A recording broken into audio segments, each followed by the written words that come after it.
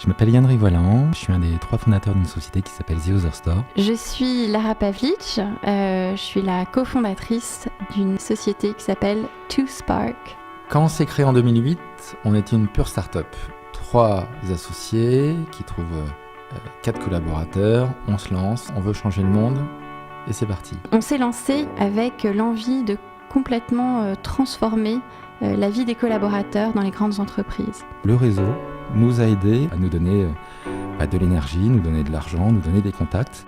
C'est pas que le temps c'est de l'argent, c'est le contraire. C'est que l'argent c'est du temps. Le temps c'est ce dont une start-up a besoin pour démontrer la valeur de ce qu'elle apporte. Donc il faut beaucoup d'argent en fait au démarrage et il y a beaucoup de dispositifs qui existent en France justement dans cette phase-là.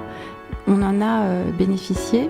Le réseau Entreprendre Paris a été une clé majeure au moment de son amorçage. Ça nous a donné un peu d'argent et cette bulle d'oxygène au début permet de gagner les quelques mois de développement qui permettent derrière aussi d'aller plus loin. On s'est fait accompagner par Scientipol.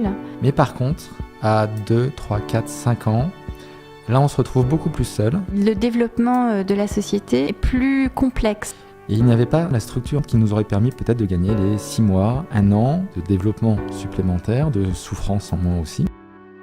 Je pense qu'un certain nombre de grands groupes sont déjà très engagés dans la relation avec les startups.